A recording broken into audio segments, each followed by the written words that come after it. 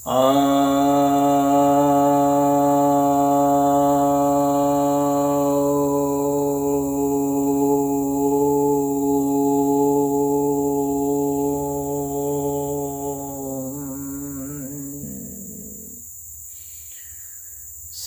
भक्तजनों को सप्रेम नमन। भक्तों,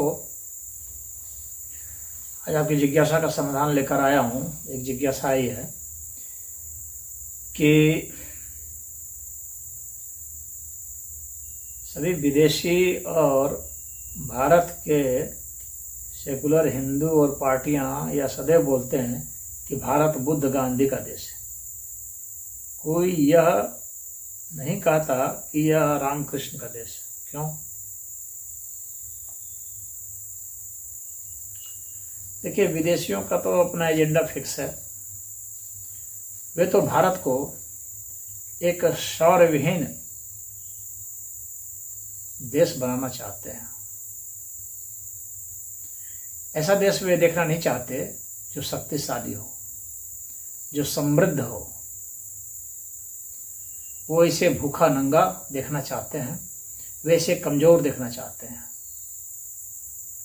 वो इसे ऐसा देखना चाहते हैं कि कोई भी सलाह उनको दी जाए उसको मान लें, कोई भी बात थोपी जाए उसको स्वीकार कर लें सहजता से, कोई प्रतिकार न करें, कोई विरोध न कर सकें।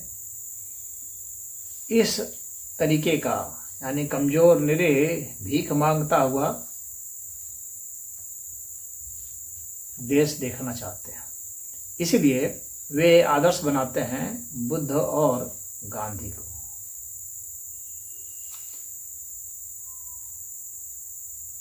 क्योंकि जब भी श्री राम और श्री कृष्ण की बात आएगी तो वहां पर भूखा नंगापन नहीं होगा, क्योंकि वे दोनों ही राजा महाराजा थे,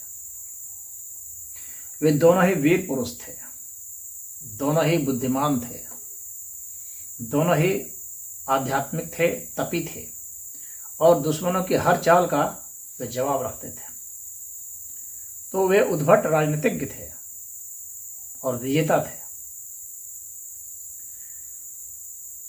तो राम और कृष्ण में ये सारे जो गुण थे, जिसमें भारतीय संस्कृति रची बसी थी, और ऐसी रची बसी थी कि भारत को समृद्ध बनाना, भारत को मजबूत बनाना, भारत को विद्वान बनाना, भारत को सन्मार्ग पर रखना, चरित्रवान रखना, संस्कारित रखना, आर्थिक और हर तरह की शक्तियों से लैस कर देना।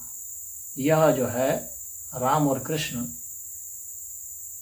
के, अगर आप चरित्र को पढ़ते हैं, उनकी कथाओं को सुनते हैं तो आपको मालूम पड़ जाएगा। वे सदैव विजेता रहे और उनके पास एक से एक अस्त्र शस्त्र थे जिनका तोड़ कुछ नहीं था। तो अगर राम और कृष्ण को आदर्श बनाया जाएगा तो जाहिर सी बात है कि भारत को एक समृद्ध राज्य के रूप में प्रेरित करना होगा। हमारे आदर्श जो होते हैं, हम उसकी तरह होना चाहते हैं और हम सदैव ऐसे को आदर्श बनाना चाहेंगे जो हर तरह से सक्षम हो, उसे नहीं जो हर तरह से निर्बल हो, सिर्फ घिघियाना जानता हो, सिर्फ अनुनय विनय करना जानता हो। ऐसे आदर्श की जरूरत तो भारत को नहीं है, कभी नहीं थी। तो वे चाहते हैं कि भारत इस तरह का हो।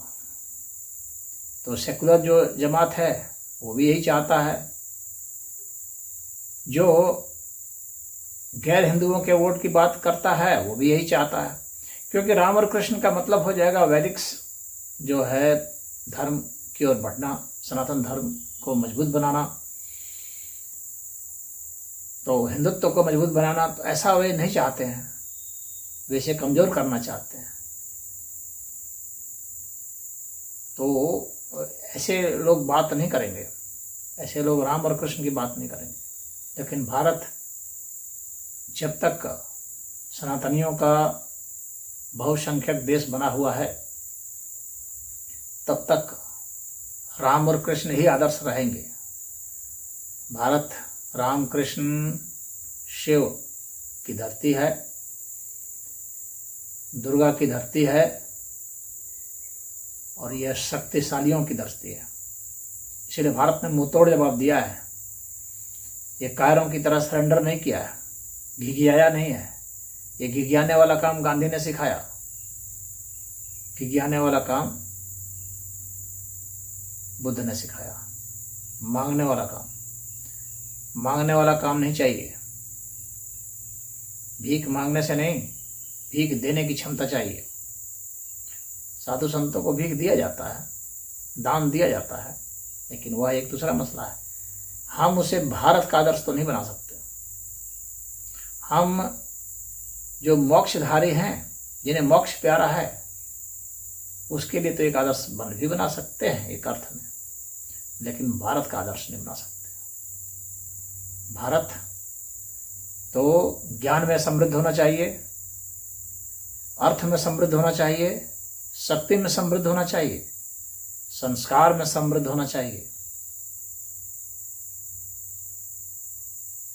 और जितनी तरह की कलाएं हैं, जितने तरह के विज्ञान हैं, जितने तरह के रहस्य हैं, उन सब में समृद्ध होना चाहिए। और इसके जो प्रणेता है, जो आदर्श हैं, वो शिव, राम और कृष्ण ही है। तो हमें इन्हीं की धरती को प्रतिपादित करना चाहिए, बताना चाहिए, इन्हीं को आदर्श कहना चाहिए। अब ये नेता लोग क्यों नहीं कहते हैं? वोट के कारण नहीं कहते हैं।